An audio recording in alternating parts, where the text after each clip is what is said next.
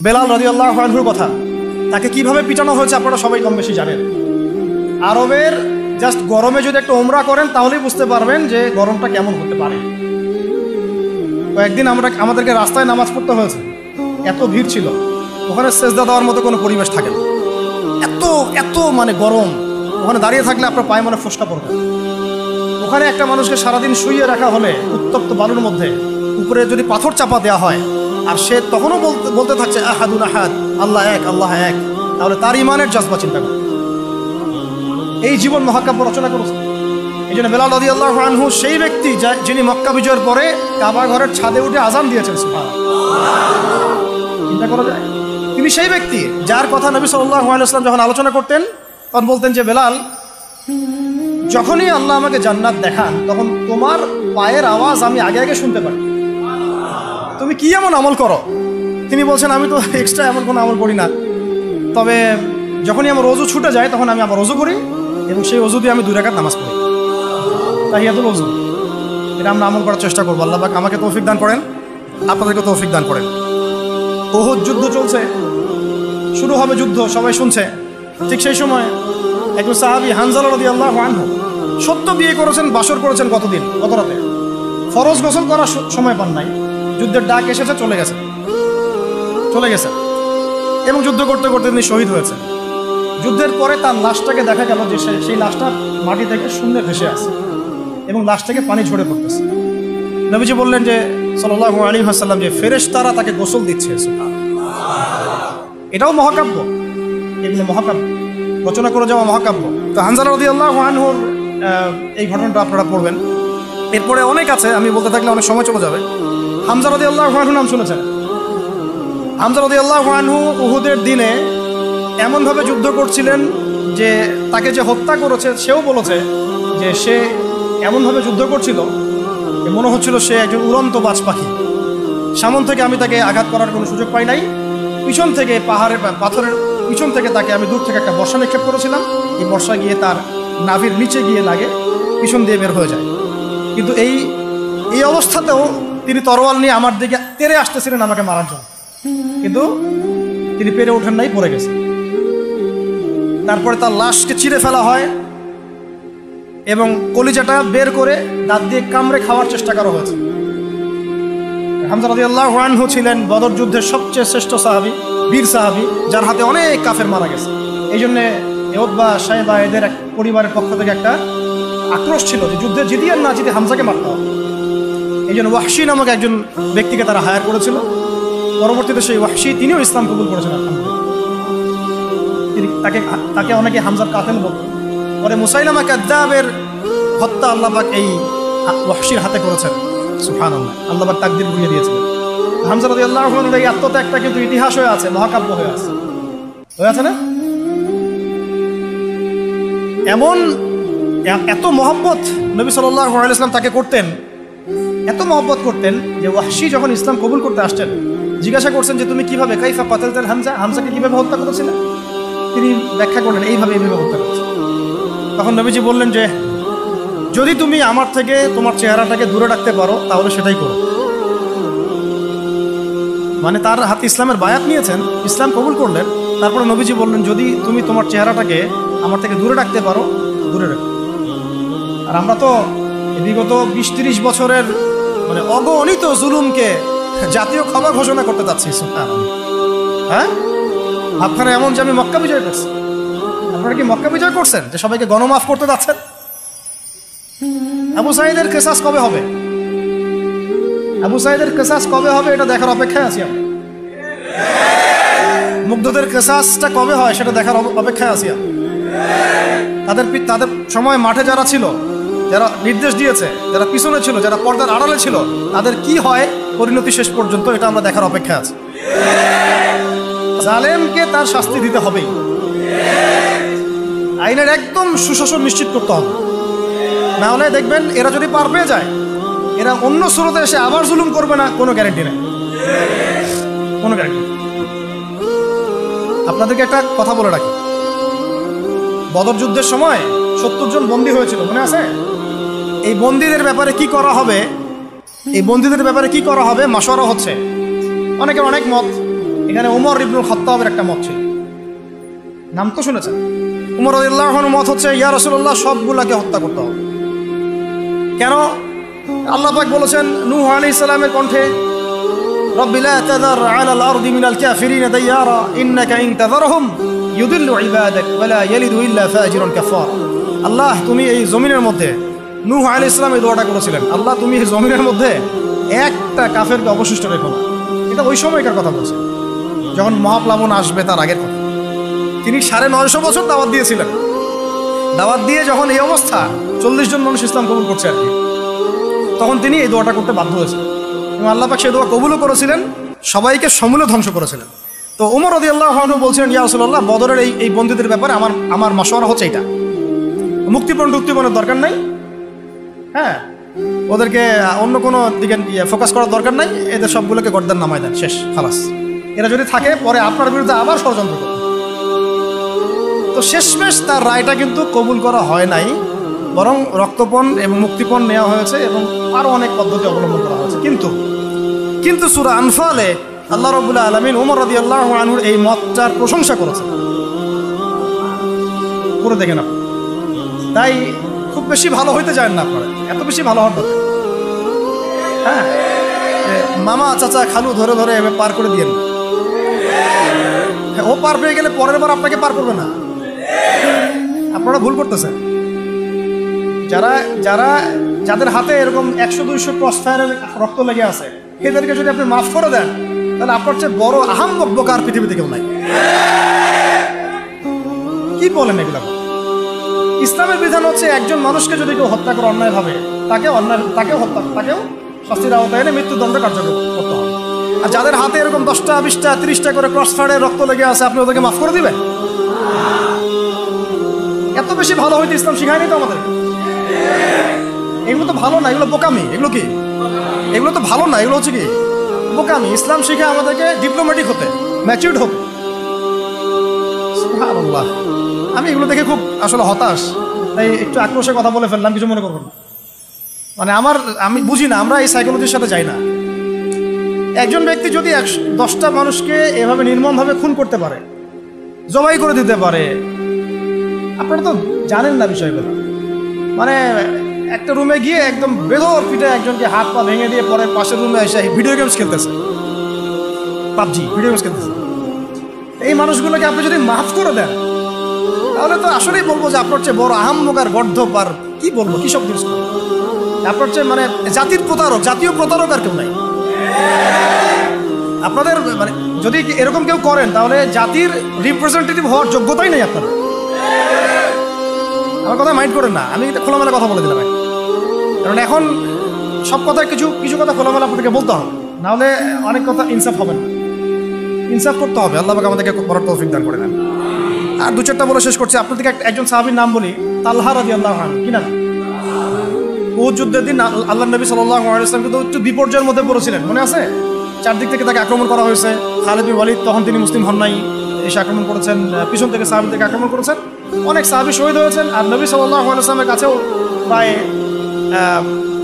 11 জনের মতো আছেন, বাকি সবাই ছত্রভঙ্গ হয়ে গেছেন। আর ছত্রভঙ্গ হয়ে যাওয়ার সময় মাত্র 2 জন সাহাবী ছিলেন মুহাজির, আর বাকি 9 জন ছিলেন আনসার। একে একে আনসার সাহাবীরা শহীদ হতে লাগলেন। আর 2 জন মুহাজির সাহাবীর মধ্যে একজন সাদ বিন আবি ওয়াক্কাস, একজন হচ্ছেন তালহা বিন উবাইদুল্লাহ রাদিয়াল্লাহু আনহু। সাদ রাদিয়াল্লাহু আনহু তীর ছুটছেন। আল্লাহ নবী সাল্লাল্লাহু আলাইহি ওয়াসাল্লাম তাকে লক্ষ্য করে বলছেন, হে সাদ, আমার পিতামাতা তোমার প্রতি কুরবান হয়ে যাক, তুমি তীর ছুঁড়ো। সাহাবীরা সবাই বলতেন, ইয়া রাসূলুল্লাহ, আপনার জন্য আমার পিতামাতা কুরবান হোক। আল্লাহ নবীজি নিজে বলেছেন, হে সাদ, তোমার জন্য আমার পিতামাতা কুরবান হোক। এই একমাত্র সাহাবী যিনি ইসলামের ইতিহাসে প্রথম তীর নিক্ষেপ করেছিলেন, সাদ বিন আবি ওয়াক্কাস রাদিয়াল্লাহু আনহু। আর তালহা রাদিয়াল্লাহু আনহু তরোয়াল চালাচ্ছিলেন। বলা হচ্ছে, ইতিহাসের পাতায় এসেছে, সিরাতের পাতায় এসেছে যে তার গায়ে, মানে তালহা রাদিয়াল্লাহু আনহুর গায়ে তখন প্রায় 40 থেকে 50টা আঘাতের চিহ্ন লেগেছে, বর্ষার তীরের তরোয়াল। এই অবস্থায় তিনি নবী সাল্লাল্লাহু আলাইহি ওয়াসাল্লামকে কাঁধে উঠিয়ে উহুদ পাহাড়ের একটা পার্শ্বদেশ দিয়ে উপরে উঠিয়ে সেফ একটা জায়গায় নিয়ে রেখে দিয়েছে। নবীজি বলেছেন, তোমরা যদি কোনো জীবন্ত শহীদকে দেখতে চাও, তাহলে তালহাকে দেখো। এগুলো হচ্ছে সত্যিকারের মহাকাব্য।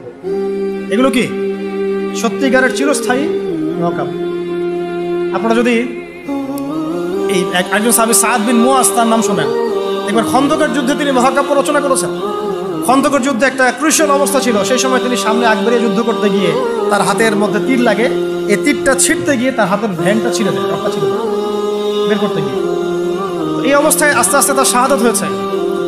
কিন্তু শাহাদাতের আগে তিনি আল্লাহর কাছে দোয়া করেছিলেন, আল্লাহ যদি কুরাইশদের সাথে আরও কোনো যুদ্ধ বাকি থাকে আমাকে তাহলে জীবিত রেখো। এবং তার শাহাদাতের সময় তিনি বলছেন, এরপর থেকে ইসলামের উপর তারা আর আক্রমণ করতে পারবে না, কারণ আমি এমন দোয়া করেছিলাম যে আল্লাহ যদি কুরাইশদের সাথে আরও কোনো যুদ্ধ বাকি থাকে আমাকে জীবিত রেখো। তার আগ মুহূর্তে তিনি বনু কুরাইজার যে গাদ্দারি বেঈমানি, ওই বেঈমানির শাস্তি দিয়ে তিনি দুনিয়া থেকে বিদায় নিয়েছেন। সাদ বিন মুয়াজ, যার জানাজায় নবীজি বলেছেন যার জানাজার সালাতে ৭০,০০০ ফেরেশতা শরীক হয়েছে। এগুলো মহাকাব্য। আপনারা যদি আরো সামনে যান আপনারা মুতার যুদ্ধের ঘটনা পাবেন। এই কয়েকটা বলে শেষ করছি। এটা বলতে গেলে আসলে আমি নিজেকে ধরে রাখতে পারি না, আর ধরে রাখার মতো আসলে অবস্থাও না। ইসলামের ইতিহাসের সবচাইতে মর্মান্তিক যুদ্ধ হচ্ছে মুতার যুদ্ধ, সবচেয়ে মর্মান্তিক। বদর, উহুদ, খন্দক, খায়বার যত যুদ্ধ আছে এগুলো যুদ্ধ অনেক বড় মাপের। মুতার যুদ্ধের প্রেক্ষাপট এবং সিচুয়েশনটা সম্পূর্ণ ডিফারেন্ট। এখানে আপনাদেরকে আমি ৩ জন শ্রেষ্ঠ বীরের মহাকাব্য শোনাচ্ছি। কয়জন? 3 জন শ্রেষ্ঠ বীর পুরুষের মহাকাব্য। নবী সাল্লাল্লাহু আলাইহি ওয়াসাল্লাম একজন সাহাবীকে পাঠালেন, তার নাম হচ্ছে হারিস বিন উবাইদা। কি নাম বলেন? হারিস বিন উবাইদা, তুমি এই চিঠিটা নিয়ে যাও। এটা তো মদিনা রাষ্ট্র কায়েম হওয়ার পরের কথা, একদম নবম হিজরতের 8ম বছরের দিকের কথা আর কি। তখন ততদিন হুদাইবিয়ার সন্ধিও হয়ে গেছে এবং কাজা ওমরাও আদায় হয়ে গেছে এবং খায়বার যুদ্ধ জয় হয়ে গেছে। খায়বারের পরের কথা এটা। হারিস বিন উবাইদা, তুমি এই চিঠিটা নিয়ে যাও, ওই রোমকদের কাছে যাবা। তখন তো সুপার পাওয়ার 2টা, রোমানরা এবং পার্সিয়ানরা। তো এখনকার ওই যে এই কন্টিনেন্টের ন্যাটো আর ওই কন্টিনেন্টের চায়না রাশিয়ার মতো যেটা বলতেছে। তো সে গেল ওখানে। সুরাহবিল আল গাসসানি একজন শাসক ছিলেন ওইখানকার সিরিয়ার। সে ওই চিঠিটা দেখে বলতেছে যে আচ্ছা ঠিক আছে, বসো, দেখি কি করা যায়। চিঠিতে লিখা আছে ইসলাম কবুল করেন, আল্লাহ পাক শান্তি বর্ষণ করবেন, তাসলিম তাসলিম। যে নবী সাল্লাল্লাহু আলাইহি ওয়াসাল্লাম চিঠি আছে না একটা রাষ্ট্রপ্রধানদের কাছে, সে চিঠি উদ্ধত আচরণ। আমি এখানকার আমির, আমাকে ওই মক্কার মেষপালকরা চিঠি পাঠায়? আপনার কে চিঠি নিয়ে আসছে? যে হারিস বিন উবাইদা। আচ্ছা, ওকে বসাও। হারিস বিন উবাইদা রাদিয়াল্লাহু আনহুকে রাষ্ট্রদূত, কিন্তু তিনি রাষ্ট্রদূতকে তারা নির্মমভাবে হত্যা করল। কথা বুঝতে পারছেন? এবার নবী সাল্লাল্লাহু আলাইহি ওয়াসাল্লামের কাছে খবর যখন আসছে রাষ্ট্রদূতকে হত্যা করেছে। আমার সাহাবীকে, কয়জন সাহাবীকে হত্যা করেছে? 10 জন, 20 জন, 100 জন না একজন সাহাবীকে হত্যা করার প্রতিশোধ নেওয়ার জন্য নবী সাল্লাল্লাহু আলাইহি ওয়াসাল্লাম 3000 বাহিনীর একটা জিহাদি কাফেলা তৈরি করলেন। 3000 বাহিনী কাফেলায় তিনি নিজে নেতৃত্ব না দিয়ে বললেন যে এই কাফেলার নেতৃত্ব দিবে আমার প্রিয় ভাজন, তাকে তার পালক পুত্র বলা হতো এক সময়, যায়েদ ইবনে হারেসা রাদিয়াল্লাহু আনহু। কোন যায়েদ? তায়েফের সফরের সঙ্গী, তায়েফের সফরের একজন সাহাবী তার সাথে ছিলেন, তার নাম যায়েদ ইবনে হারেসা। যখন তায়েফবাসী নবীজিকে মারছিলেন, যায়েদ ইবনে হারেসা রাদিয়াল্লাহু আনহু তার বুক দিয়ে নবীকে জড়ায় ধরেছিলেন যে আমার গায়ে আঘাত লাগুক, তার গায়ে না লাগুক। এই সাহাবী যায়েদ ইবনে হারেসা রাদিয়াল্লাহু, তাকে পতাকা দিয়ে বললেন এই মুতার যুদ্ধের আমির হচ্ছে যায়েদ ইবনে হারেসা। যদি যায়েদ ইবনে হারেসা শহীদ হয় তাহলে পতাকা বহন করবে জাফর ইবনে আবি তালেব, আমার চাচাতো ভাই। কোন জাফর? যিনি আবিসিনিয়ায় গিয়েছিলেন মুসলিমদেরকে নিয়ে হিজরত করতে, মনে আছে? যিনি বাদশাহ নাজাশির সামনে কুরআন তেলাওয়াত করার, সূরা মারিয়াম তেলাওয়াত করার কারণে বাদশাহ নাজাশির চোখ দিয়ে দরদর করে পানি পড়তে শুরু করেছে। ওই বাদশাহ নাজাশিও পরে ইসলাম কবুল করেছে, আলহামদুলিল্লাহ। জাফর রাদিয়াল্লাহু আনহু পতাকা বহন করবে যদি যায়েদ ইবনে হারেসা শহীদ হয়। এরপরে যদি জাফরও শহীদ হয়, পতাকা বহন করবে আমার আরেক প্রিয় ভাজন সাহাবী আব্দুল্লাহ বিন রাওয়াহা রাদিয়াল্লাহু আনহু। আব্দুল্লাহ বিন রাওয়াহা রাদিয়াল্লাহু, যাকে যে কোনো মুহূর্তে যদি বলতেন ইসলাম নিয়ে একটা শের বলেন, একটা কবিতা বলেন, ইনস্ট্যান্ট তিনি শের বলে ফেলতে পারতেন।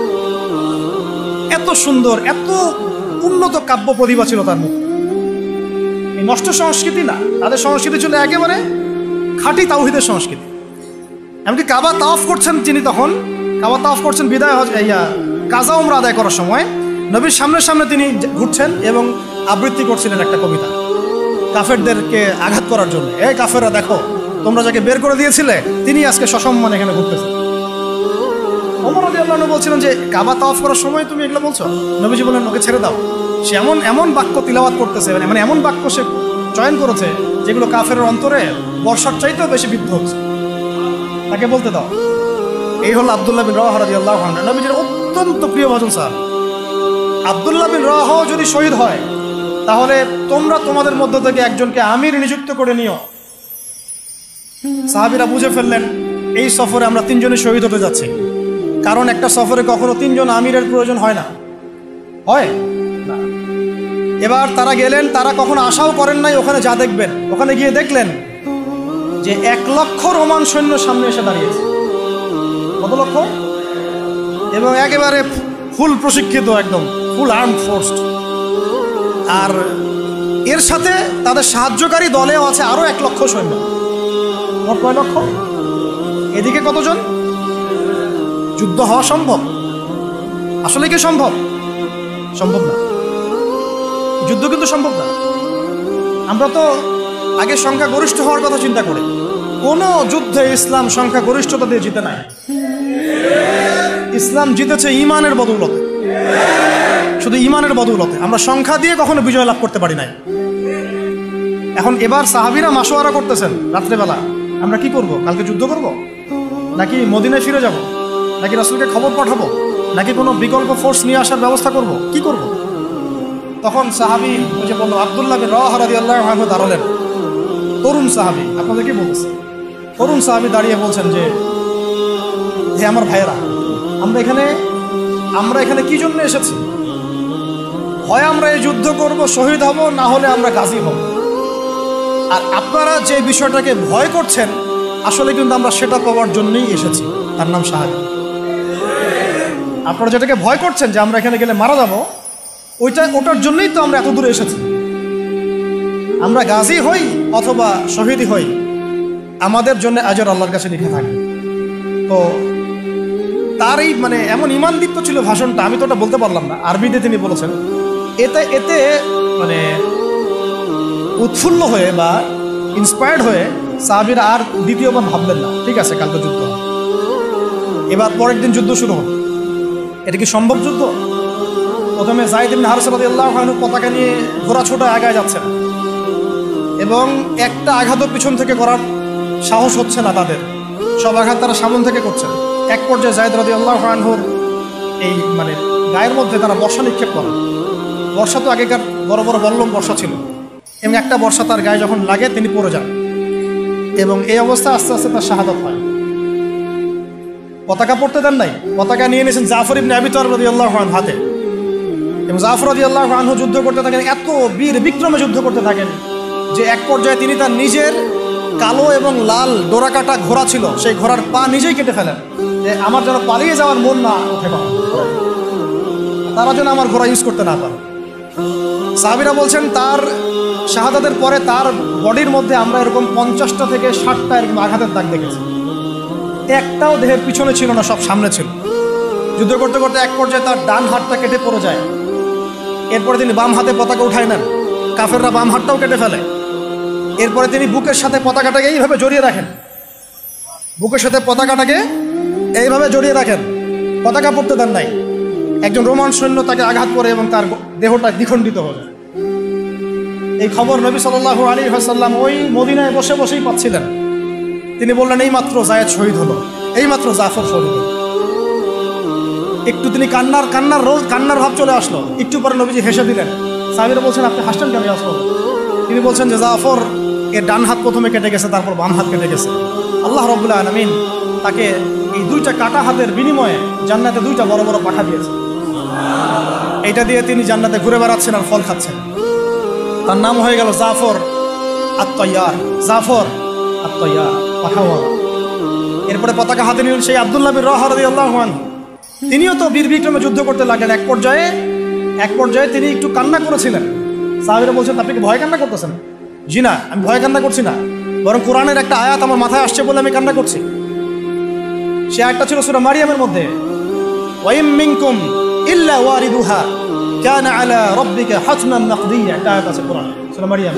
এটা হচ্ছে আপনার রবের একেবারে একটা চিরনির্ধারিত একটা বিষয় যে তোমাদের সবাইকে, আবার বলছি ওয়া ইম মিনকুম ইল্লা ওয়ারিদুহা কানা আলা রাব্বিকা হাতমান মাকদিয়া, মানে তোমাদের সবাইকেই আবশ্যিকভাবে ম্যান্ডেটরিভাবে এই জান্নাত জাহান্নামের উপর অবস্থিত এই পুলসিরাত পার হতেই হবে। এটা তোমার রবের একটা প্রাচীন একটা স্টেটমেন্ট, এটা তোমাকে করতেই হবে, সবাইকে করতে হবে। এই আয়াতটা মনে হয় আমার কান্না আসতেছে। একজন তাকে একটা হাড্ডিওয়ালা গোশত এনে দিয়েছিল, তিনি সেই গোশতটা খাওয়ার জন্য চেষ্টা করছিলেন, পরে একটা কামড় দিয়ে ফেলে দিয়েছেন। তারপরে তিনি ছুটলেন যুদ্ধ করার জন্য, এবং ওই সময় একটা কবিতা আবৃত্তি করেছে, হে আমার মন, তোমার নফস হয়তো চাচ্ছে, তুমি হয়তো চাচ্ছ এখান থেকে পালিয়ে যাওয়ার জন্য, জেনে রাখো সামনে তুমি যা দেখছো এর পিছনেই আছে জান্নাত। তার শেষমেশ কি জীবন দেখেন, কি ব্যক্তিত্ব, কি ক্যারেক্টার, কেমন গায়রত, কেমন ইজ্জত, কেমন সম্মান, কি জীবন। এরপরে তিনিও শহীদ হলেন, পতাকা হাতে তুলে নিলেন আল্লাহর বীর খালেদ বিন ওয়ালিদ রাদিয়াল্লাহু, তাকে পতাকা দেওয়া। তিনি কিন্তু নতুন মুসলিম হয়েছেন। উহুদের যুদ্ধের যে ক্রাইসিস, এটা কিন্তু তার হাতে। কাজা ওমরা আদায় করতে গিয়ে নবীজি চিঠি লিখে দিয়েছেন, ছোট্ট করে একজনের দ্বারা লিখিয়েছেন যে খালিদকে চিঠিটা পৌঁছে দিও। ওখানে লেখা আছে, খালিদ তুমি যদি কাফেরদের পক্ষ অবলম্বন না করে মুসলিমদের পক্ষ নিতা কতই না ভালো। ঠিক আছে, একটা লেখা, একটা চিঠি খালিদ রাদিয়াল্লাহু আনহু একবারে কলিজাটা কাঁপায় ফেলছে। তিনি মক্কা থেকে মদিনায় গিয়ে নিজে ইসলাম কবুল করে আসছেন, এবং নবী সাল্লাল্লাহু আলাইহি ওয়াসাল্লাম তাকে কিন্তু আন্ডারস্টিমেট করেন নাই। তার হাতে উল্টা তরোয়াল উঠাই দিয়ে বলছেন যে আজকে থেকে এই তরোয়াল তোমার, এবং তোমার নাম হচ্ছে সাইফুল্লাহ, তুমি আল্লাহর তরবারি। এরপর থেকে তিনি প্রায় ৮০-৯০টা যুদ্ধ করেছেন, সবগুলোতে জয়লাভ করেছেন। ওই খালিদ রাদিয়াল্লাহু আনহু পতাকা তুলে নেন মোতার যুদ্ধে। তারপরে সিরাতের মধ্যে আসছে, তিনি বলছেন নিজের ভাষায় যে ওই দিন আমার হাতে 9টা তরোয়াল ভেঙে গেছে। যুদ্ধ করতে করতে করতে করতে ওই দিন আমার হাতে 9টা তরোয়াল ভেঙে গেছে। তিনি ছিলেন যুদ্ধ কৌশলে অত্যন্ত পারদর্শী, ঘুটে হাটে কোনো কাজ করতেন, অনেক পারদর্শী। তিনি ডানের সৈন্যকে বামে নিয়ে আসছেন, বামেরটাকে ডানে নিয়ে গেছেন, সামনেটাকে পিছনে নিয়ে আসছেন, পিছনেটাকে সামনে নিয়েছেন। বর্ষা যারা ছিল তাদেরকে পিছনে নিয়ে আসছেন, তীরন্দাজদেরকে সামনে দিয়েছেন, মানে ওদেরকে ভেবা চাকা খাওয়াই নিয়েছেন যে ওরা মনে করতেছে এরা মনে হয় অনেক, হ্যাঁ এরা মনে হয় আরো বিকল্প ফোর্স নিয়ে আসছে মনে হয়। ওরা আস্তে আস্তে পিছনের দিকে যাওয়া শুরু করতেছে, আর এদিকে মুসলিমরা একটু একটু করে সেফ জোনে আসার চেষ্টা করতেছে পিছনের দিকে। ওরা ভাবতেছে পিছনে সামনে যদি আগাই হয়তো পিছন থেকে ওরা আরো সৈন্য নিয়ে আসছে, আমাদেরকে আক্রমণ। এই আল্লাহ পাক ভয় চাপাই দিলেন, এরা পালায় চলে গেল। ৩,০০০ সৈন্য নিয়ে ২ লক্ষ সৈন্যকে পরাজিত করা হচ্ছে। খালিদ রাদিয়াল্লাহু আনহু বললেন আমার হাতে সেই দিন 9টা তরোয়াল ভেঙেছে, আর শেষমেশ ছোট্ট একটা ইয়েমেনি চাকু দিয়ে আমি যুদ্ধ করছি। তাহলে চিন্তা করেন কত কাফের মারা গেছে। আর মুসলিমদের মধ্যে মাত্র 12 জন সাহাবী শহীদ হয়েছে, মাত্র 12 জনকে তারা মারতে পারছে, বাকিদেরকে মারতে পারবে? এইগুলো হচ্ছে মহাকাব্য, জাজল্যমান মহাকাব্য, যেগুলো আমাদের এই প্রজন্মকে জানানো উচিত এবং আপনাদের মাথায় থাকা উচিত। প্রত্যেকটা সংগ্রাম, প্রত্যেকটা বিপ্লব, প্রত্যেকটা অভ্যুত্থানের পিছনে যেন থাকে আল্লাহর সন্তুষ্টি, আল্লাহর দিন কায়েমের চেষ্টা, আল্লাহর দিনের খেদমতের চেষ্টা এবং ইনসাফ প্রতিষ্ঠার চেষ্টা, এবং জালেমের বিরুদ্ধে আমাদের অবস্থান সবসময় শক্ত থাকবে ইনশাআল্লাহ। এরকম অনেক ঘটনা আছে, আমি আজকে আর বলার সুযোগ পেলাম না। ইনশাআল্লাহ আরও একদিন আল্লাহ যদি তৌফিক দেন ইনশাআল্লাহ তাআলা আমি আপনাদের সাথে আবার এগুলো নিয়ে সেশন করবো ইনশাআল্লাহ।